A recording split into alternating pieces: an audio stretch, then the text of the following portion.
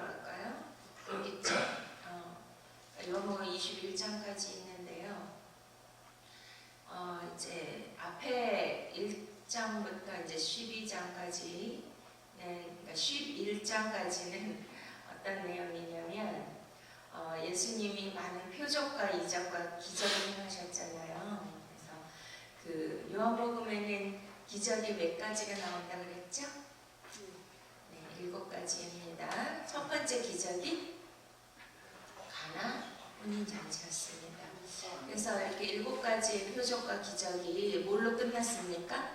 저번 주에 나사로가 죽었는데 나흘 만에 예수님이 나사로야 나오라 하니까 나사로가 붕대에 이렇게 감기고 수족이 묶인 채로 돌무덤에서 살아나는 놀라운 기적이 있었습니다. 할렐루야. 그러면 이제 그 다음부터는 무슨 얘기가 나올까요? 여기에서 이제 예수님께서 무엇을 얻으신 후에야 영광을, 우리 16절에 영광을 얻으신 후에 이것이 예수께 대하여 기록된 것인가 사람들이 예수께 같이 한 것인 줄 생각났다. 우리 성경은 누구에 관하여 기록한 책이라고 하셨죠? 오직 예수 그리스도이십니다. 그분이 온 인류의 메시아이시고 구세주이시며 저와 여러분을 구원해 주시는 하나님이시죠? 아멘. 그래서 그분을 기록한 거예요. 그러니까 어떤 인간이나 이스라엘 역사나 사건 중심이 아니라 그 모든 것에 누가 주인공이시냐면 오직 예수 그리스도가 주인공이신 것입니다. 그래서 성경은 누구의 영광을 드러내기 위함일까요? 바로 예수 그리스도의 영광. 예수 그리스도의 영광이 드러나는 것은 하나님의 영광을 드러내는 것입니다. 할렐루야. 그래서 그 영광을 받는 자가 우리가 영광을 위해서 태어났다 그러죠. 너희가 무엇을 먹든지 마시든지 오직 주의 영광을 위해서 하라 그러시는데 그 영광을 위해서 하는 일이 무엇일까요? 그 주님의 그 예수 그리스도의 영광이 나타날 때 내가 그 영광에 참여하면 어떻게 될까요? 나도 그 영광 안에 들어가겠죠. 아멘. 그러면 하나님이 우리에게 원하시는 영광된 삶을 살게 되는 것입니다. 그 영광을 목도하고 그분을 찬양하고 그분을 기리며 그분에게 정말 모든 영광을 돌릴 때 그 영광의 빛이 임하죠. 여러분, 그럼 빛이라는 거는 자기 스스로만 비출까요? 아니면 빛이 발광한다고 그러잖아요. 발광체. 그러니까 스스로 빛이 막 비추이는데 그 영광의 빛이 비추일 때 그 빛 안에 있는 사람들은 어떻게 될까요? 그 빛을 받게 되는 거예요. 아멘. 할렐루야. 그러니까 항상 우리는 그것을 명심해야 돼요. 내가 혼자 사는 것일까요? 그분과 함께 동행하는 것일까요? 그분과 함께 동행하고 언제나 그분이 나와 함께 있음 믿으십니까? 그것이 무슨 신앙이에요? 임마누엘 신앙입니다. 따라하시겠습니다. 임마누엘 신앙. 할렐루야. 여기 좀 봐주세요. 예배 드릴 때는 설교자를 주목하고 보시면서 같이 뭐 해야 돼요? 화답해야 돼요. 저도 제가 하는 게 아니잖아요. 지금 성령님에게 제가 주목하고 그분의 영광을 바라보며 그분의 영광의 빛을 제가 받으면서 그 영광 안에 있다고 저는 믿습니다. 그럼 여러분도 어떻게 해야 돼요? 같이 이 영광의 빛에 참여해 줘야 되죠. 믿습니까?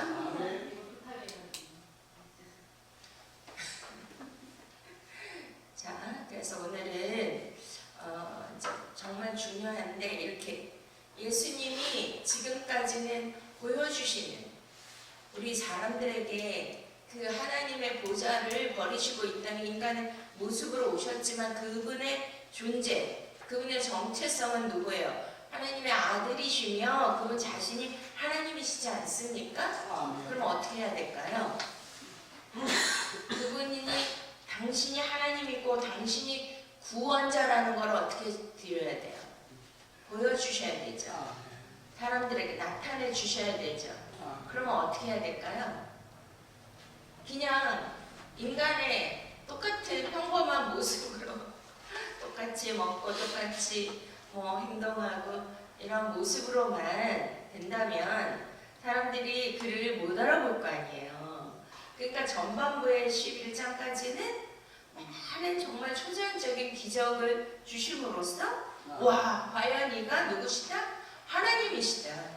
우리의 구세주이시며 메시아이시다. 라는 것을 사람들로 하여금 믿을 수 있도록 해야 되는 것입니다. 그리고 이제 오늘은 이제 예수님이 12장부터는 계속 어떤 사건이 있어요. 자신이 그 영광을 완성하기 위한 다른 또 미션이 있는 거죠. 그러니까 우리 비천한 인간들에게 당신이 메시아이기 때문에 우리가 구원받을 수 없는 죄인이고 또 그 구원을 이룰 수 없는 불가능한 그러한 현실에 살고 있지만 드디어 누가 나타난 거예요. 우리를 구원해 주실 그분이 나타난 거죠. 빛으로 오셨잖아요. 그럼 그분을 믿게 할 수 있는 어떤 표적을 보는 거예요. 인간은 미련하기 때문에 처음부터 막 떼뚫어서 저분이 메시아다라는 것을 절대로 볼 수가 없지 않습니까?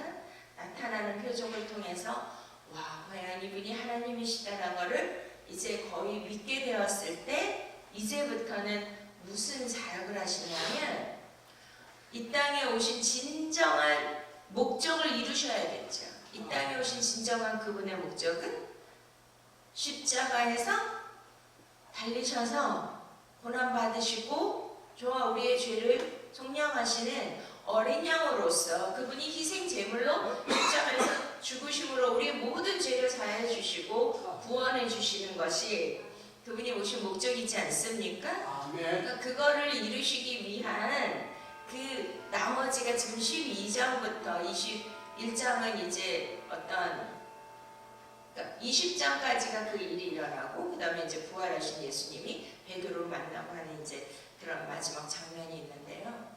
그래서 이제 12장이 굉장히 중요합니다. 여기에서 오늘은 이제 베다니에서 나사로가 살아난 것을 알고 많은 유대인들이 이 집에 몰려왔습니다. 그리고 예수를 믿고 그리고 또 어떤 사건이 있었습니까? 그 마리아가 향유 옥합을 가져다가 예수님께 붓고 이제 예수 그리스도의 십자가 장사를 준비했죠. 그래서 이 여인이 소개되는 곳마다 이 여인을 기념하라고 우리 예수님은 말씀하십니다. 그래서 저번 주에는 대조되는 그런 인물 두 인물이 있다 그랬어요. 마리아하고 또 누구라 그랬죠? 가룟 유다. 가룟 유다는 돈계를 맡았고 이것을 가난한 사람들에게 나눠주면 얼마나 정말 이것이 유익하겠느냐. 이거는 향유를 예수님께 부어버리면 이게 300데나리온에 되는 이거를 얼마나 허비하는 것이냐. 막 이렇게 이제 굉장히 현실적이고 이성적이고 합리적인 사고방식을 가졌지만 하나님 나라라는 것은 우리가 신앙생활을 할 때 많은 갈등이 있죠. 선택이 있고 어떤 갈등과 선택이 있습니까? 과연 이것이 정말 합리적이고 이성적이고 올바른 판단이냐 선택이냐 이것이 내게 정말 얼마만큼의 유익을 가져올 수 있느냐 이거는 눈에 보이는 거잖아요. 그런데 기독교는 눈에 보이는 것으로 모든 것이 되어지는 것이 아니고 뭐가 있을까요? 눈에 보이지 아니하는 하나님의 역사가 있는 줄로 믿습니까? 아멘. 할렐루야. 우리 이제 집안 얘기를 해서 그런데 그래도 그게 이제 가장 좋은 일이니까. 우리 이삭이가 이제 학교 진로 문제를 가지고 굉장히 고민하고 있어요. 우리 이제 여기 입시생 어머니도 오셨네요. 우리 강명 원장님도 우리 하진이 어머니 다 정말 이제 입시가 눈앞에 왔잖아요. 우리 또 국민정 입시생 어머니들 오셨네. 여기도 입시생 어머니. 와우, 일본의 입시생을 위해서 기도 더 많이 해주시기 바랍니다. 우리 이삭이 이제 고2인데 그 방황을 하는 거죠. 자기 장래에 대해서 자기는 학교 다니기 싫고 대학도 가기 싫고 그런데 그 이유가 뭘 했으면 좋을지 모르는 거죠. 자기의 그 인생의 목적과 목표의 설정, 자기 장래를 어떤 거를 뭔가를 붙잡고 가야 되는데 공부는 안 되니까 뭐 운동을 할지 뭐 다른 거를 할지 예능 뭐 이런 것도 하는 게 없으니까. 근데 이제 계속 그거 가지고 요즘에 조금 갈등하고 고민하고 같이 의논하고 좀 그랬었거든요. 그래서 이제 대화를 해보니까 이제 연기를 하고 싶다 이런 이제 얘기가 나왔어요. 그래서 우리 전 너무 감사한 게 우리 정준의 가족과 같이 살잖아요. 그러니까 큰 형님하고 형수가 정말 부모님 같이 이렇게 관심을 가져주고 대화하니까 많이 안정되어지는 것 같아요. 그래서 어제 연기자 학원을 같이 간 거예요. 그래서 이제 가서 상담을 하고 왔는데 와 놀란 게요. 200대 1이래요. 200대 1 경쟁률이. 그러니까 요즘 애들은 다 뭐가 되고 싶은 거예요? 다 연예인이 되고 싶은 거예요. 그러니 하늘에 별따기라는 거죠. 그러니까 뭐 전문대, 지방대는 뭐 다 갈 수 있지만 정말 웬만한 좀 괜찮은 데는 200대 1 어제 그러더라고요. 10,000명 이상이 오는데 거기에서 20,000명이 오면 거기서 20명 뽑는 거다. 우리 아들이 그러더라고요. 그래서 이제 오면서 아침에 어느 학교가 좀 괜찮으냐고 이제 그랬더니 뭐 한예종, 뭐 서울예대, 뭐 이제 이런 얘기 하는 거예요. 우리 정주도 옛날에 연예인 되려고 다 시험 봤었거든요. 근데 너무 어려워서 거의 갈 수 없다고 진짜 막 천재적인 그런 막 재능이 너무 탁월한 애들이 다 온다는 거죠. 근데 이제 제가 뭐라 그랬냐면 근데 중요한 거는 우리는 하나님이 계시잖아요. 아멘. 네. 아멘. 아니 지금까지 많은 기적을 하나님 예수님을 통해서 베풀어 주셨죠? 아멘. 기적과 표적은 뭐예요? 현실적으로 불가능한 것을 가능케 해주신다는 거죠. 아멘. 할렐루야. 아멘. 여기 우리 하진이, 가은이, 또 우리 원진이, 수아 다 플러스 알파가 있다는 거예요. 세상 사람들이 모르는 그 부분이 있다는 거죠. 아멘. 믿으십니까? 아멘. 그게 왜냐면 제가 그렇게 학교를 들어갔거든요. 저는 미술을 해본 적도 없는데 진짜 6개월 하고 일반 중학교에서 어디를 갔어요? 서울예고를 들어갔어요. 그때 당시. 그러니까 그때 당시 서울예고는 공부를 엄청 잘해야 돼요.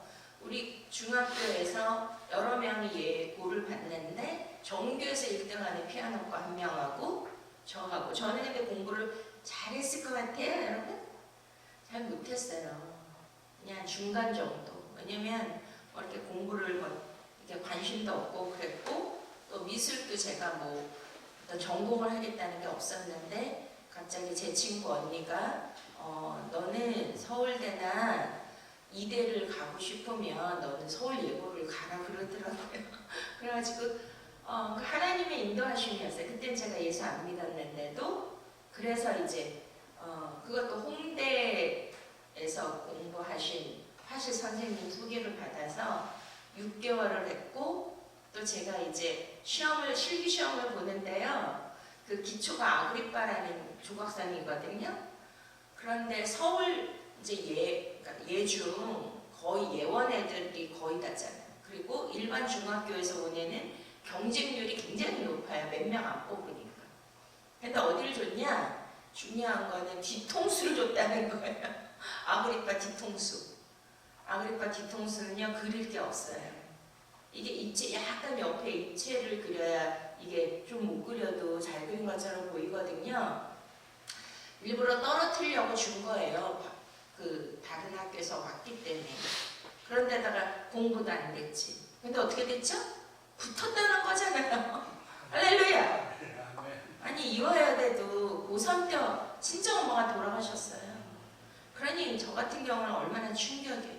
완전히 인생을 포기하고 맨날 울면서 학교에서도 맨날 엎드리고 있었고 공부를 거의 안 했어요. 포기.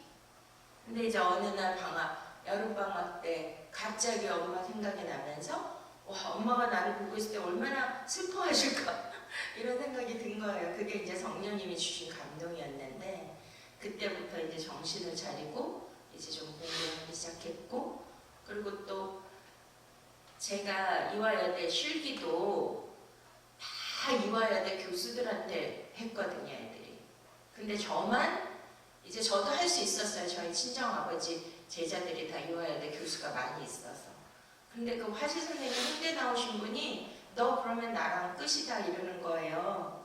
그냥 내가 가르치는 대로 해야지, 너 교수 따라가면 너는 끝이다 막 이렇게 화를 내시길래 제가 좀 마음이 약해가지고 그분이 시키는 대로 그 패턴을 따라갔는데 와, 기적이라는 게, 이게 이화여대 교수들에게 배운 애들은 다 똑같아요. 그 패턴이, 스타일이. 근데 누구만 달랐을까요?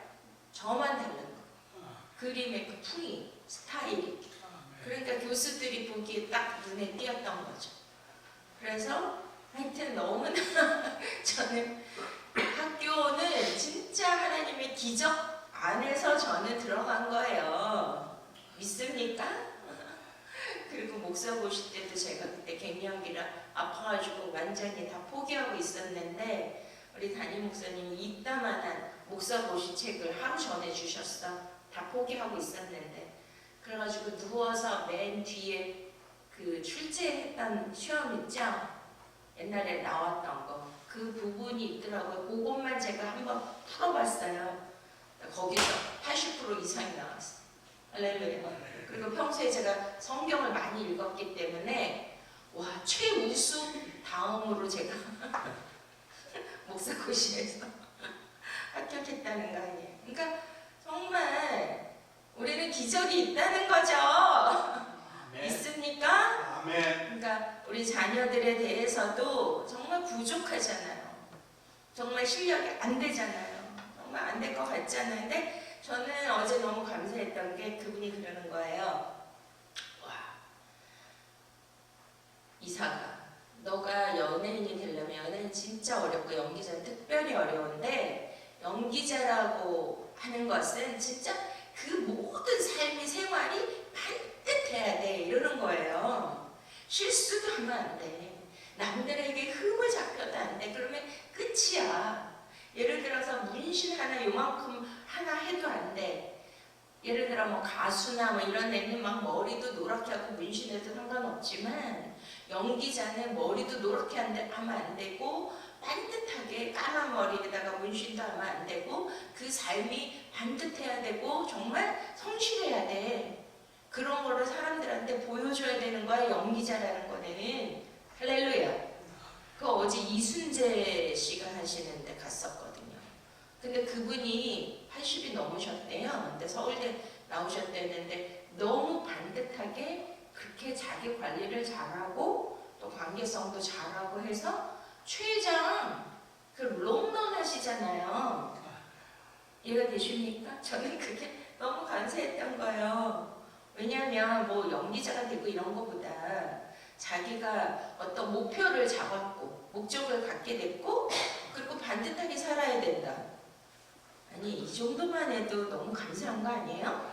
저는. 그래서 진짜 저는 모든 일에 하나님의 인도하심과 개입이 있다고 저는 믿습니다. 아멘. 그러니까 여러분의 인생도 이렇게 초자연적인 영역에서 하나님과 동행하시고 하나님의 그 영광의 빛 안에 우리가 있다라는 거예요. 아멘. 그거를 믿고 감사와 믿음에 정말 행보를 한다라면, 아니 나 같은 사람도 목사 만드셨잖아요. 그리고 학교도 막 초자연적인 기적의 연속으로 해주셨는데, 아니 우리 모세도 그랬어요. 걔도 연예인 한다고 왔다가 지금 엄청나게 또 최고 좋은 학교를 하나 보내주시고 삼성 매너로 되게 하시고, 이런 모든 것은 하나님의 영역이라는 거죠. 믿습니까? 우리가 애들을 키우는 거는 진짜 풍만해적 자식이지 지금으로서는 하나님이 도와주셔야 되는 거예요. 아멘. 할렐루야. 그래서 이제 여기 오늘은 예수님께서 그 남은 생애에 마지막 그 하나님의 영광을 드러내는 그러한 모든 것을 지금 나타내 주시기 위한 일을 하시는 건데 우리가 읽으셨잖아요. 12절에 그 이튿날에는 명절에 온 큰 무리가 예수께서 예루살렘으로 오신다함을 듣고 종려 나뭇가지를 가지고 맞으러 나가 외치되 호산나 찬송하리로다 주의 이름으로 오시느니 곧 이스라엘의 왕이 하다가 이는 하나 어린 나귀를 만나서 타시니 이렇게 말씀하시죠. 이거는 이제 스가랴서 9장 9절을 한번 보시겠습니다. 예수님이 이 땅에 오셔서 하신 모든 일은 무엇을 이루시기 위함이라고요? 구약에 기록된 말씀을 이루시는 거예요. 정말 구약에는 앞으로 어떠한 메시아가 오실 거라는 것이 다 적혀져 있잖아요. 예언이 선지자들을 통하여. 근데 만약에 한 개라도 그 선지자들의 예언을 이루지 못했다. 거기에 맞지가 않았다면 그분은 메시아일까요? 가짜일까요? 가짜인 거예요. 99%가 맞았는데 1%가 안 맞으면 가짜죠. 그러니까 몇 프로가 맞아야 될까요? 진짜 우리의 구원자고 그분이 하나님이라면 100%가 맞아야 되는 거예요. 아멘. 자, 9장 9절. 자, 한번 읽겠습니다. 시온에 따라 크게 기뻐할지어다. 예루살렘에 따라 즐거이 부를지어다. 보라, 내 왕이 내게 임하나니 그는 공의로우며 구원을 베풀며 겸손하여서 나귀를 타나니 나귀의 작은 것 곧 나귀 새끼니라. 아멘. 자, 여기에서 뭐라고 하냐면 시온에 따라 그러죠. 시온이라는 것은 이제 우리가 이스라엘 예루살렘을 뜻하는데 그 이스라엘 가면은 이렇게 산이 있어요. 다 평지인데 거기가 예루살렘 성전이 있는 거예요. 그래서 눈을 들어 산을 보아라. 너의 도움이 어디서 오나? 이게 뭐냐면 바로 거기는 산하면 예루살렘 성전이 있는 시온산이거든요. 시온산에서 뭐가 나온다 그러죠? 율법이 나온다 그래요. 그래서 이스라엘 백성들 시온산에 따라 그러면 누구를 가리키냐면 이스라엘 백성들인데 이스라엘 백성들은 누구냐면 교회를 뜻하죠. 시온에 따라 그럼 누구를 뜻해요? 교회입니다. 그래서 우리가 예수 그리스도 구원의 완성이 뭐예요? 예수 그리스도의 신랑과 어린 양과 혼인하는 거죠. 그 혼인하려면 누가 하는 거예요? 신부가 누구예요? 교회인 우리예요. 그래서 히브리적, 헬라적 언어는 이런 남성형, 여성형이 있어요. 그래서 교회는 여성형, 시온에 따라 그리고 신부 이렇게 표현되는 것입니다. 할렐루야. 그래서 지금 예수님이 이제 뭘 준비하시는 거냐면 그분이 메시아라는 뜻 아시죠? 기름 부음 받으셨다. 기름 부음은 누구누구 받으시는 거예요? 왕과 선지자와 제사장.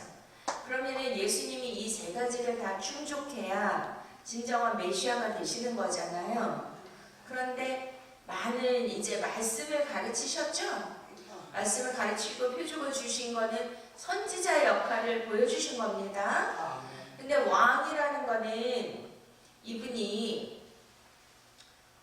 초라한 나사렛 예수, 요셉이라는 목수의 아들, 그건데 왕으로 보이겠습니까? 그럼 어떻게 해야 돼요? 일단은 이분이 메시아라는 것이 충족이 되려면 왕의 모습을 보여주셔야 되죠. 그래서 여기에서 이제 시온에 따라 이렇게 하면서 크게 기뻐하라. 예루살렘에 따라 즐거이 부를지어다. 보라, 내 왕이 내게 임하나니 그는 공의로우며 구원을 베푼다. 할렐루야. 그러니까 왕은 치리자잖아요. 백성들을 먹이고 살리고 할 수 있는 그러한 통치를 할 수 있는 분이 왕이에요. 그러니까 나라라는 것이 이루어지게 하려면 뭐가 있어야 되죠? 통치권 그리고 백성, 영토가 있으면 나라가 되는 거예요. 그래서 하나님의 나라를 이루기 위해서 예수님은 하늘 보잘부르고 이 땅에 오시지 않습니까? 하나님 나라에 누가 되셔야 돼요? 왕이요. 그래야 진정한 구원자가 되시는 거예요. 그래서 왕으로 임하시는 거에 스가랴서 9장 9절에 이렇게 스가랴 선지자를 통하여 예언해 놓으신 것입니다. 그래서 이것을 이루시기 위하여 이제 명절에 큰 우리가 예수께 예루살렘에 오신다 함을 듣고 종려나무 가지를 갖고 왔는데, 이제 제가 이스라엘을 2번이나 갔다 왔잖아요. 근데 이스라엘에 가면 어떤 나무가 제일 많죠? 목사님? 가셨잖아요. 종려나무. 여러분들 그 종려나무에 그 이파리가 보셨나요? 굉장히 이렇게 이파리가 크잖아요. 그래서 보면은 막 그 제주도에도 그런 있는 것 같아요. 열대 지방에 종려나무가 이렇게 막 크게 있어가지고 나뭇가지가 이렇게 이파리가 큰데, 그 열매가 뭔지 아세요? 그 가나안 땅에 하나님이 뭐라 그랬어요? 뭐가 흐른다 그랬죠? 젖과 꿀이. 그런데 그 종려나무 열매가 뭐냐면 대추 야자 열매예요. 대추 아시죠? 대추. 요즘에 대추는 중국산 뭐 이런 거 보면 엄청 크던데, 거기도 저번에 제가 가져온 적 있었잖아요. 이만해요. 근데 그걸 먹어보면, 아니 우리가 먹으면 뭐가 제일 달아요? 설탕. 근데 설탕의 몇십 배인 것 같아요. 너무 달아. 너무 달아서 막 한 개 이상은 못 먹어요. 그러니까 그게 꿀인 거예요. 꿀 대추. 그러니까 이제 종려나무라는 거는 뭐냐면 이제 그 승리를 뜻해요. 승리를 뜻하고, 그리고 여기에서 이제 종려나무를 가지고 왔는데, 그 다른 이제 성경에 보시면 뭐 마가복음 11장 또 마태복음 21장인가 이렇게 보시면 한번 보시겠습니다. 마태복음 21장 자 6절, 제자들이 가서 예수의 명하신 대로 하여 나귀와 나귀 새끼를 끌고 와서 자기들의 겉옷을 그 위에 얹으매 예수께서 그 위에 타시니 무리의 대부분은 그 겉옷을 길에 펴며 다른 이는 나무가지를 베어 길에 펴고 이렇게 나오죠. 그래서 열왕기상에 보면 왕이 행차할 때는 사람들이 겉옷을 벗어다가 거기에 이렇게 펴는 거예요. 그러니까 겉옷을 벗어서 폈다는 것은 그분이 누구라는 걸 나타내는 거죠. 왕이라는 걸 나타내는 거예요. 그러니까 예수님은 지금 뭘로 행차를 하시는 거예요? 왕으로서 지금 행차를 하시는 겁니다. 그리고 그는 승리자로서, 왜냐하면 지금은 예표예요. 그러니까 진정한 왕과 진정한 승리자는 언제 나오시죠? 이제 마지막 날, 심판의 날, 종말의 때에 예수님이 뭘로 나타나셔요? 왕 중에 왕으로, 할렐루야. 그리고 심판주로, 승리자로 나타나시잖아요. 그러니까 항상 그러한 일이 있기 전에, 이건 하나의 어떤 퍼포먼스 같은 건데, 그러한 일들을 예표하고 상징하는 일들을 보여주신다는 거죠. 있습니까? 그리고 중요한 거는 여기 이제 다시 요한복음 12장에 보시면 종려나무를 가지고 이제 그렇게 또 막 겉옷을 폈죠. 그리고 누구라 그래요? 나가 외치되 호산나 찬송하리로다. 따라하시겠습니다. 호산나 찬송하리로다. 호산나 찬송하리로다. 자, 호산나 찬송하리로다는 뭐예요? 예수님이 누구시라는 거죠? 우리를 구원하시는 주님이라는 거예요. 우리를 구원하소서. 우리를 구원하소서. 당신은 우리를 구원하시는 구원자이십니다. 호산나, 호산나, 호산나. 할렐루야. 아멘. 그러니까 이스라엘 백성들이 지금 구약이 끝나고 암흑기 400년 동안을 거치면서 지금 예수님이 이 땅에 인간의 모습으로 오셨을 때 그 유대 지방의 유대인들의 그 모습과 현 상황은 어땠습니까? 로마에 뭐에 있었죠? 통치권에 있었죠? 그러니까 로마 식민지의 노예로 있었단 말이에요. 그러니 이스라엘 백성들은 정말 1000년 동안 누구를 기다려왔어요? 메시아를 기다려온 거예요. 구원자. 근데 중요한 것은 우리는 이미 알고 있죠. 예수님이 왜 필요하십니까? 여러분들을 가난해서, 여러분들을 그 불행한 그러한 환경에서, 여러분들이 몸이 아프고 병든 몸에서 그분이 구원이 필요하다. 물론 필요하죠. 그러나 진정한 구원이라는 것은 그 구원이 아니라 우리는 영원히 하나님과 영적으로 단절되어서 죽을 수밖에 없는 죄인인데 이렇게 살다가 죽으면 어떻게 되는 거예요? 인간은 누구나 한 번은 죽는 것이고 그 이후에는 심판이 있으리니 그럼 어떻게 되는 거예요? 우리는 죽을 수밖에 없는데 영원한 불지옥에서 영원한 영광을 받고 살아야 되는 운명이죠. 그럼 가장 시급하고 가장 중요하고 가장 절실한 게 무엇일까요? 우리 영혼의 구원인 것입니다. 아멘. 할렐루야.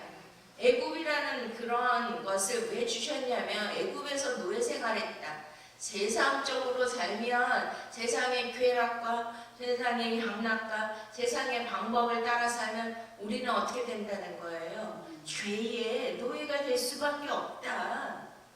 그러니 호산나 찬송하리로다.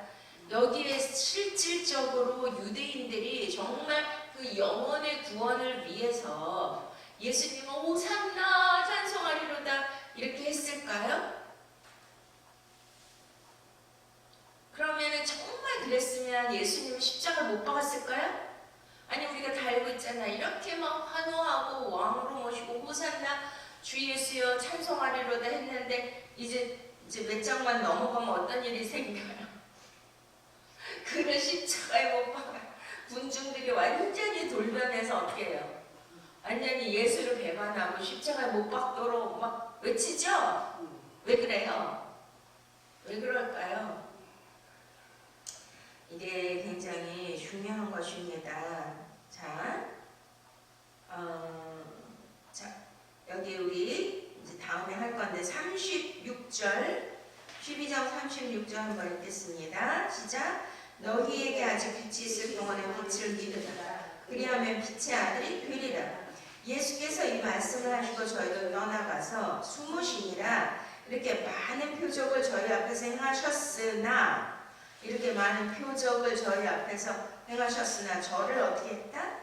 믿지 아니하니 이는 선지자 이사야의 말씀을 이루려 하심이라. 가로되 주여 우리에게 들은 바를 누가 믿었으며 주의 팔이 네게 나타나리까 하였더라. 저희가 능히 믿지 못한 것은 이 까닭이니고 이사가 다시 일렀을 때 저희 눈을 멀게 하시고 저희 마음을 완고하게 하셨으니 이는 저희로 하여금 눈으로 보고 마음으로 깨닫고 돌이켜 내게 고침을 받지 못하게 하려 합니다.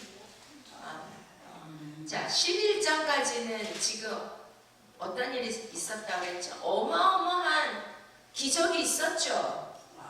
물이면은 포도주가 되고 물 위를 걸으시고 죽은 자를 살리시고 오병이의 기적을 일으키시고 할렐루야.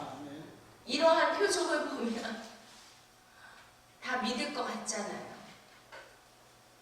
이번에도 제가 이번 300명사 연합수련회 엄청난 기적이 많이 일어났어요. 10년 동안 일어나지 못한 안진뱅이 목사님이 일어나셨고 막 목발을 짚고 다리가 부러진 분이 다리가 붙었고 막 입이 얼굴이 완전 돌아간 분이 돌아왔고 뭐 수많은 기적이 있었는데 그거를 보면 막 전국에서 몰려와야 되잖아요.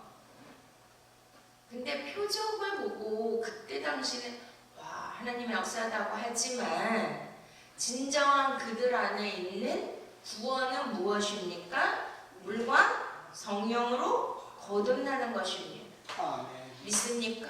그러니까 이 유대인들이 호산나 찬송하리로다 한 거는 바로 이들은 정말 나의 영혼의 구원을 위해서 이분이 나의 영혼을 구원해 주실 분이 메시아다라고 한 거예요.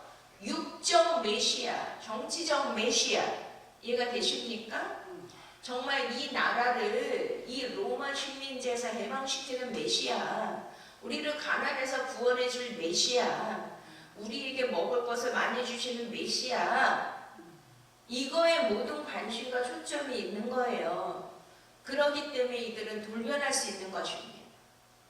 그러니까 정말 아까 제가 간증은 그렇게 했지만 우리가 그런 하나님 막 표적을 주시고 막 기적을 주셔서 내 인생을 막 영롭게 하고 막 학교도 좋은 학교를 갈 수 있게 해주시고 그때 그거는 내가 너무 신앙이 어리니까 그래야 누구를 더 신뢰하고 믿죠? 하나님을 믿으니까 했지만 그 다음부터는 어떤 거예요? 계속되는 연단과 훈련의 과정을 통하여 나의 내적 영혼이 거듭나도록 하나님이 이끌어 가시잖아요. 그러면은 바깥으로 드러난 어떤 예수님보다 내 안에 정말 나를 새롭게 만드시는 내 영혼을 소생시키는 그 주님을 메시아로 믿고 그분을 따라야 되는 거예요. 믿습니까? 근데 여기 한번 보세요. 다시. 자, 우리가 13절 후반절에 호산나 찬송하리로다 누구라 그래요? 주의 이름으로 오시는 곧 이스라엘의 왕이시여 하더라. 자, 주의 이름으로 오시는 이 이스라엘의 왕. 그러면 이제 이스라엘 백성들은 이 얘기를 왜 하냐면 이 뜻이 뭐냐면 주의 이름으로 오시느니. 따라 하시겠습니다. 주의 이름으로 오시느니. 주의 이름으로 오시느니. 이게 무슨 뜻일까요? 주의 이름, 하나님의 이름으로 오시는 분이 구약에는 구약에는 예수라는 단어 나와요? 안 나와요? 안 나와요. 근데 예수님은 계셔요? 안 계셔요? 계세요. 다 계셔요. 근데 이름이 다르죠? 이름이 뭘로 나오죠? 여호와. 여호와라는 게 그가 구원이시다. 그러니까 주의 이름으로 오시느니 호산나 그러면은 그가 우리를 구원해 주실 여호와라는 뜻이에요. 유대인들이 이렇게 표현한 거는 누구라고요? 주의 이름으로 오시는 이는 이 예수가 바로 구약에 나타난 여호와라는 것을 그들의 입으로 표현한 거예요. 그러면서 주의 이름으로 오시는 이 곧 이스라엘의 왕이시여. 아까 시온에 따라 예루살렘의 딸들아 즐거워하고 기뻐하라. 너희에게 왕이 오시리로다 그러죠. 그러니까 왕은 이들을 통치하고 구원할. 그런데 지금 중요한 거는 이들에게 진짜 필요한 왕은 가난과 속박으로부터 구원해 주실 그런 육적 왕을 원했다는 것이, 이것이 정말 전혀 다른 차원의 믿음이라는 겁니다. 그러니까 이것을 통하여 이 이스라엘 백성들이 왕으로 막 주의 이름으로 여호와라고 해놓고 어떻게 자기네가 다시 또 이 여호와를 왕을 십자가에 달라라고 그렇게 군중들이 할 수가 있습니까? 그러니까 뭐냐면 육적인 것은 수시로 변하고 배신하고 배반할 수 있다. 믿습니까? 진정으로 우리가 구원받아야 될 것은 영혼의 구원입니다. 그래서 예수와 함께 어떻게 해야 돼요? 내가 십자가에 죽어야 되는 거예요. 겉으로 보이는 화려하고 겉으로 보이는 권력과 명예, 막 요즘에 우리는 어떤 무슨 분의 사건을 통해서 오늘도 제가 오면서 얘기했는데 참 비참하잖아요. 그분의 인생이 가족까지 다 희생하고 이게 무슨 망신이에요.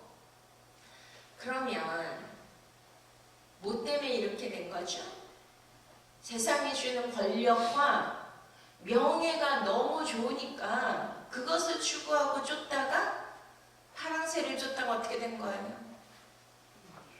다 망가진 거예요. 이해가 되십니까?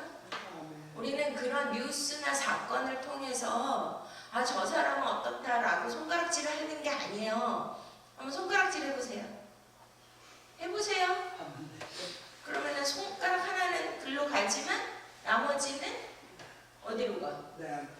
근데 남의 들보는 남의 티끌을 보고 내 안에 들보는 못 본다고 하죠. 그러니까 그런 어떤 사건이나 뉴스나 이런 거를 볼 때 내가 막 가슴을 찢으면서 내 위기가 일어나요. 믿습니까?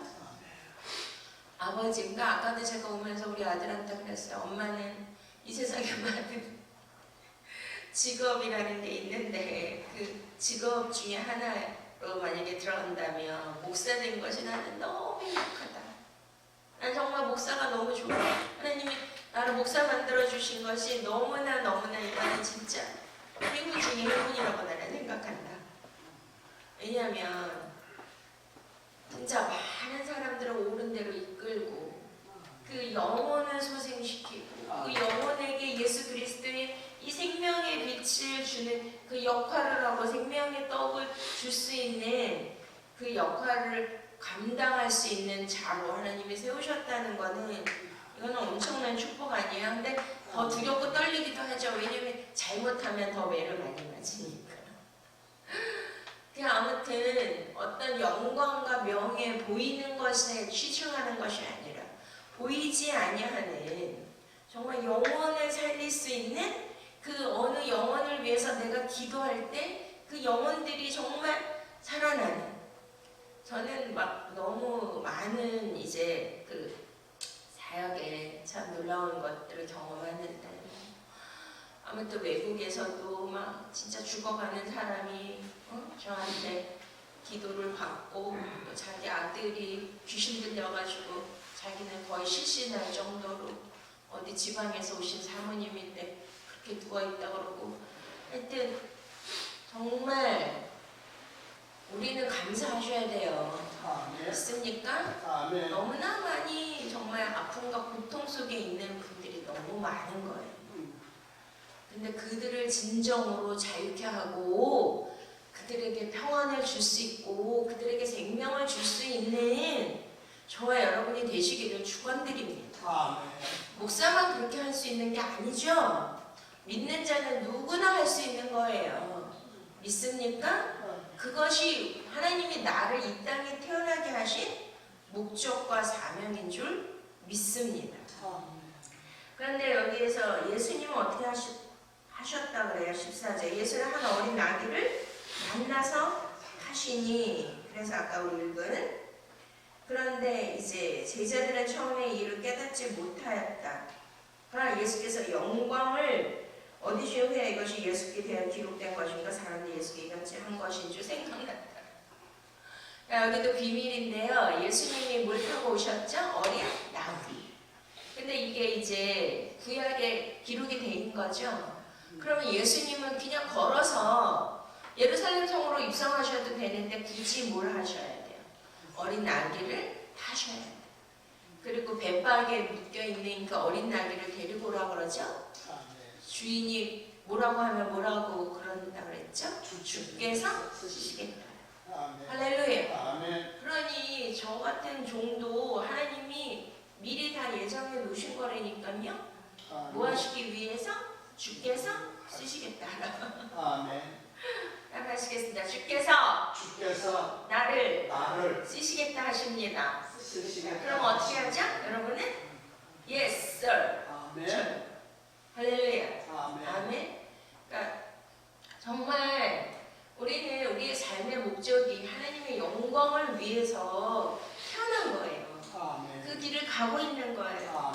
그러니까 뭐 여러 가지 분주한 일이 많지만 우리가 어떤 막 권력과 명예를 얻어야지만 하나님의 영광을 위한 것이 아니에요. 예수님은 지금 어린 나귀를 타신 거죠. 겸손하게. 그리고 거기다 앞에 뭘 표현했어요? 겸손. 그러면은 무엇을 지금 주시는 메시지일까요? 제자들이 이거를 알지 못했대요. 근데 예수께서 영광을 얻으신 후에는 언제를 뜻합니까? 예수님이 십자가에서 죽으신, 그리고 3일 만에 부활하신 그 후에 그걸 깨달았다는 거죠. 자, 아까 충족했죠. 왕과 선지자는 이루어졌죠. 그럼 뭐 하나 남았습니까? 제사장. 제사장을 이루려면 예수님은 어떻게 해야 된다 그랬죠? 십자가에서 어린 양으로 죽으셔야 되죠. 자신이 어린 양이 되시고 어린 양으로 자신을 제물로 드리는 제사장으로 역할을 같이 하시는 거예요. 그러면 어린 양으로 몇 해야 되냐? 세례 요한이 뭐라 그랬어요? 예수님 나타났을 때 보라 세상 짐을 지고 가는 저 어린 양을 보라. 그럼 예수님은 제물로 십자가에서 죽으셔야 되는데 그러면 예수님의 모습이 뭘로 보여야 될까요? 양, 그러니까 짐승이 돼야 되는 거예요. 그러니까 예를 들어서 그러니까 양을 탈 수는 없으니까 인간이 탈 수 있는 동물의 가장 작은 동물은 어린 낙이 새끼인 거예요. 그러면 막 사람들이 진짜 막 예수님 잔인하다 뭐 그 어른이 어린 낙이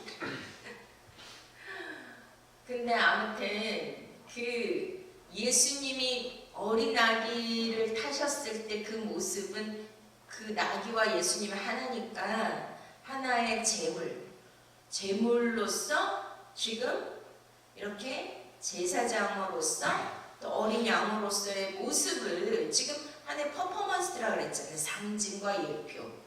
이거를 통하여 지금 예수님이 앞으로 어떠한 사역을 감당하시고 하나님이 주신 모든 사명을 완성하실 것이라는 거에 완전한 그림이 이 장면 하나를 통하여 보여주신 거예요. 믿습니까? 그러니까 두려워 말라 그러죠. 시온에 따라 두려워 말라. 아니 근데 왕이 오셨는데 왜 두려워 말라 그러시죠? 자, 예수님이 재림 예수님으로 오실 때 두 종류의 사람들이 있겠죠. 누가 있을까요? 정말 막 호산나 할렐루야 막 이렇게 외치는 무리가 있을 것이고 또 한 무리는 볼지어다 내가 구름을 타고 오리라. 응?